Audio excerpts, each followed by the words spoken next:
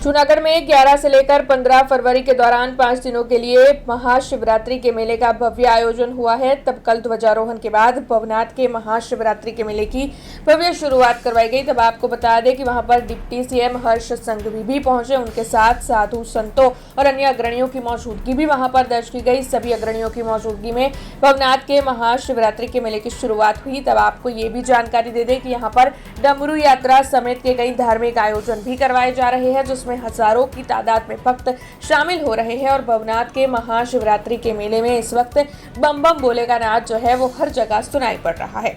सनातन धर्मनी रक्षा जोड़े जोड़े બધાને એક સાથે લઈને આગળ વધવાનું એક સાથે રાખીને સનાતન ધર્મની રક્ષા માટે જે પ્રકારની કાર્યવાહ અને કાર્ય કરવું જોઈએ એ જૂનાગઢ એડમિનિસ્ટ્રેશન દ્વારા કરવામાં આવે છે।